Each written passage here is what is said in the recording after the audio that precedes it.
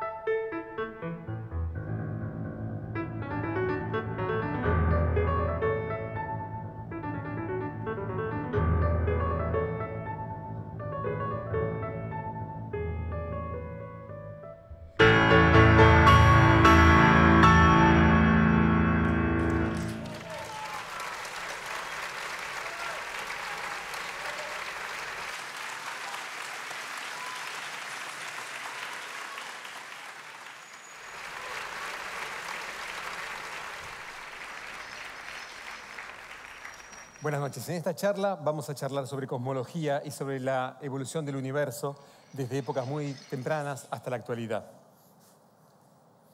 Describiremos entonces el rápido desarrollo cósmico y veremos cómo los distintos elementos que forman el universo se fueron constituyendo hasta dar el universo que conocemos en la actualidad, por supuesto.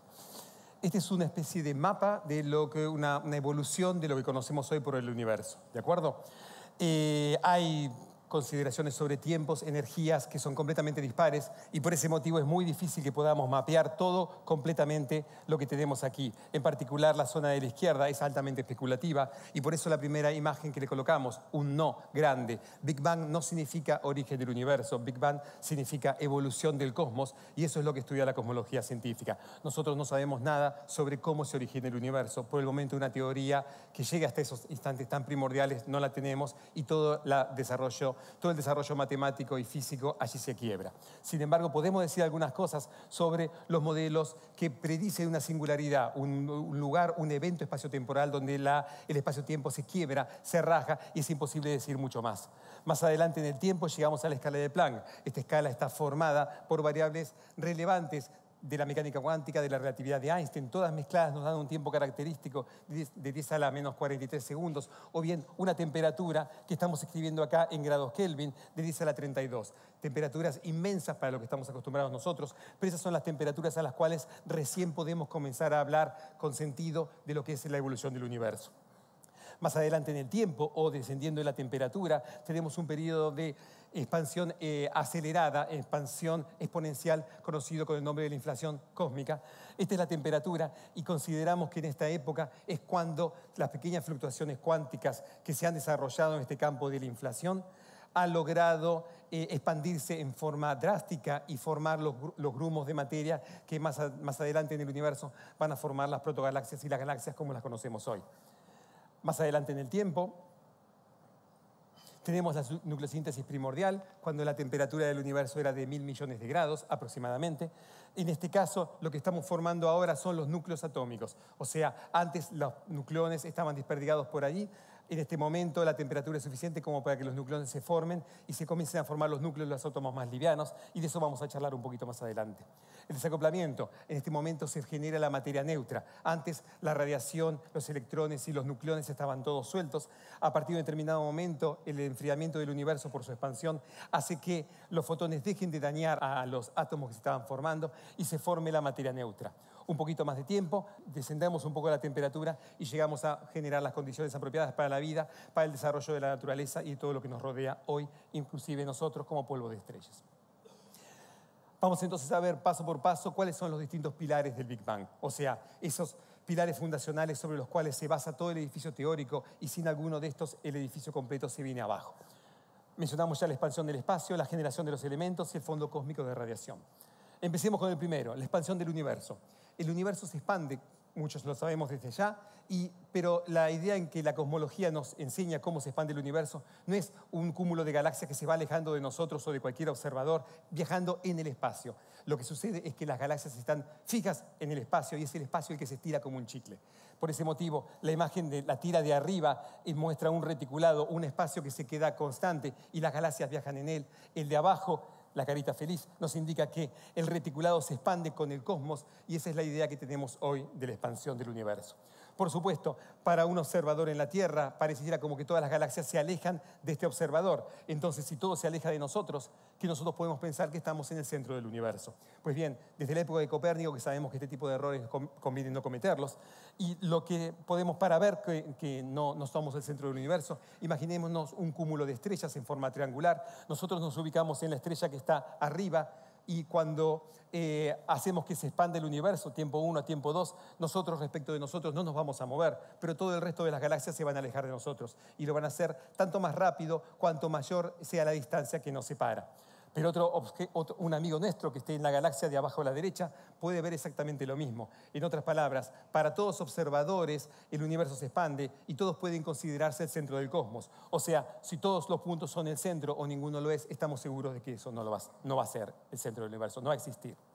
La ley de Hubble nos habla de eso. Justamente la velocidad es proporcional a la distancia, con una constante de proporcionalidad dada por h, que es la constante que en honor a Hubble le colocamos con su nombre. En otras palabras, distancias muy grandes corresponden con velocidades de recesión, de alejamiento de las galaxias muy grandes también. Y esto lo que nos dice es que cualquier punto del universo puede ser considerado el centro del cosmos, y eso viene encapsulado con lo que llamamos el principio cosmológico. La idea de que es un principio, ténganlo en cuenta, no es un teorema, no está demostrado matemáticamente, es una hipótesis de base sobre la cual se funda la cosmología, y sin esta hipótesis toda la cosmología se vendría evidentemente abajo. Lo que nos dice es que desde cualquier punto de observación del universo, todos los observadores deberán ver lo mismo. Nosotros no somos privilegiados, no hay un arriba, no hay un abajo en el universo, todos debíamos ver estadísticamente y a muy grandes escalas básicamente lo mismo. La duda filosófica que todos los cosmólogos tenemos adentro es si no es que estamos tomando una hipótesis un poco exagerada y considerando, como le dice el pez padre a su hijo, que el universo, hijo mío, es un gran estanque lleno de agua. ¿De acuerdo? Pilar número 2 de los que mencionamos, la nucleosíntesis primordial. Cómo a partir de núcleos sueltos se van formando los núcleos más elementales de la tabla periódica de Mendeleev. Esta es una cocina elemental, se forman los elementos y lo hacen 3 minutos. Básicamente ese es el tiempo característico de evolución del universo. Las curvas están ahí, no hace falta que las mires en detalle, pero antes teníamos protones y neutrones y a partir de unos pocos minutos nos encontramos con isótopos del berilio, del litio, de deuterio, hidrógeno, helio 2, helio 4, helio 3, etc. Los elementos más básicos al descender la temperatura. El universo se comporta como un reactor nuclear de fusión, como lo hace en el interior del Sol. Sin embargo, es defectuoso en el sentido de que se expande demasiado rápido y no da pie a que todos los elementos de la tabla periódica se puedan formar, inclusive aquellos que nos formarán a la vida como nosotros las conocemos, el carbono, el oxígeno, etc. Estos elementos más pesados deberán esperar un poco más de tiempo y formarse en el centro de las estrellas y por explosiones de supernova. Para aquellos que no les gusten tanto las curvas, acá hay una caricatura de lo que sucede cuando el universo tiene 1000 millones de grados y estamos en la nucleosíntesis primordial. Protones, electrones, neutrones, todos sueltos, con algunos fotones dando la temperatura del universo y haciendo que los núcleos no puedan juntarse. Poco a poco, en unos pocos minutos, se convierten en helio 4 deuterio. Protones y neutrones se unen y forman los nucleones como los conocemos hoy en día.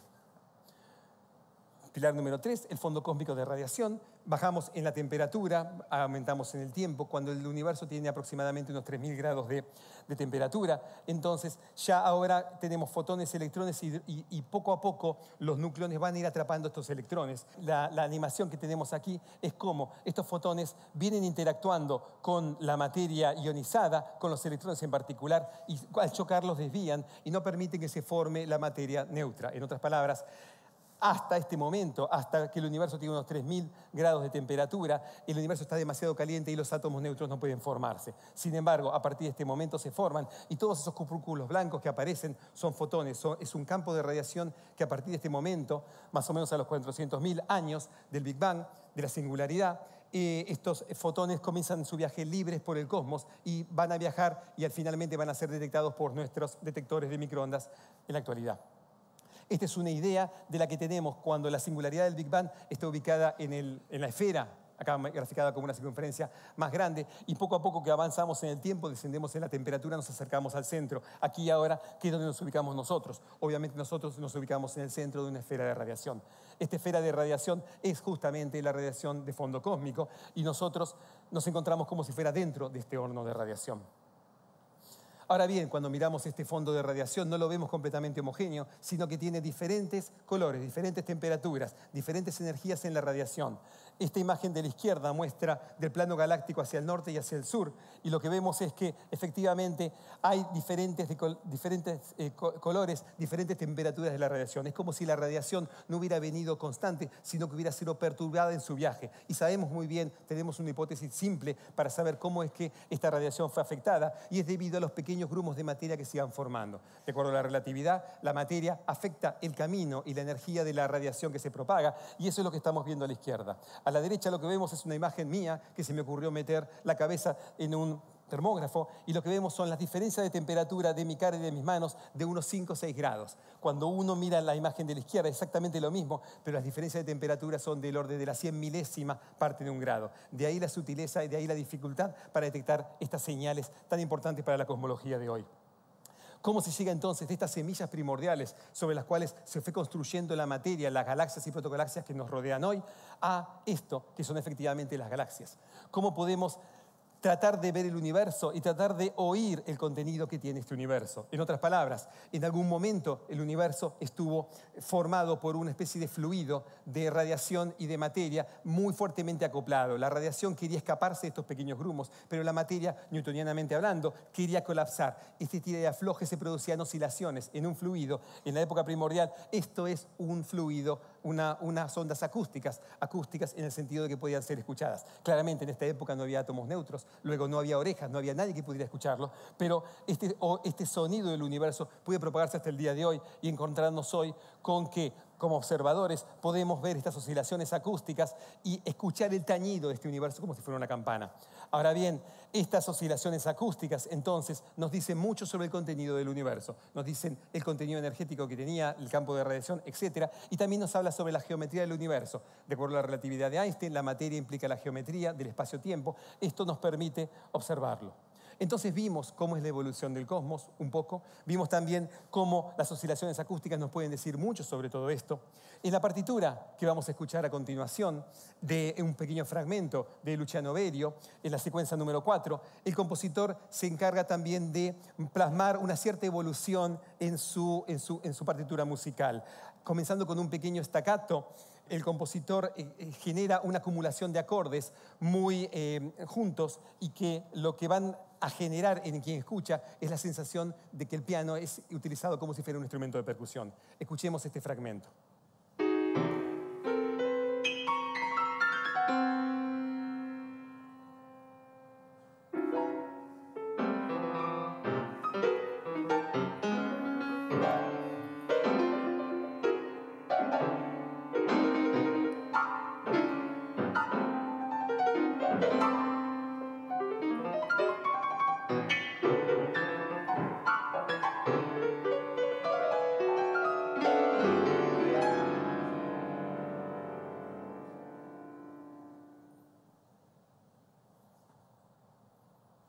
Bueno, para terminar esta primera parte, condensemos un poco toda la información que fueron recibiendo rápidamente en una especie de sinfonía cósmica. Tenemos los distintos movimientos o técnicas, tenemos los distintos aspectos de la cosmología que fueron dominando, la época y los vestigios, aquellas cosas que queremos detectar hoy para estar seguros de lo que fuimos viendo. Vimos que en la época de Planck, 10 a la menos 43 segundos, el universo bien puede estar dominado por las cuerdas y una forma de detectar eso efectivamente sería que de alguna manera en algún acelerador en el cosmos, como acelerador del pobre, lográramos generar un experimento que nos verificara que existen más de 4 dimensiones espaciotemporales. En ese caso, las cuerdas serían el candidato que nos permitiría explicar eso. Luego viene un tiempo prestísimo dominado por la inflación, en el cual se generan las semillas primordiales que van a dar origen a las galaxias. Luego viene un periodo dominado por la radiación, más o menos antes de los 10.000 años de tiempo característico del universo. Eso ya vimos cuáles son los vestigios, la nucleosíntesis primordial, el momento en el cual los núcleos atómicos se van formando, no todavía los átomos neutros, pero sí los núcleos atómicos, y eso tiene consecuencias para lo que viene después en la formación de estructuras del universo. Luego viene un andante dominado por la materia. Este es el momento en el cual la materia comienza a estructurarse. Antes, cuando dominaba la radiación no permitía que los átomos neutros se aglutinaran en moléculas, etcétera, para formar las galaxias que conocemos hoy. A partir de la época dominada por la materia, eso es posible, se forma la estructura a gran escala, los cuásares, etc. Y un último periodo en el cual voy a hablar, no demasiado ahora, pero sí en la siguiente charla, va a ser cuando un tiempo largo, cuando un quinto elemento constituyente del universo, una constante cosmológica o una llamada energía oscura, comienza a tomar mando de cómo es la evolución del universo y nos va a llevar a una aceleración del universo, una expansión acelerada del universo. Y de eso voy a hablar un poquito más tarde. Gracias.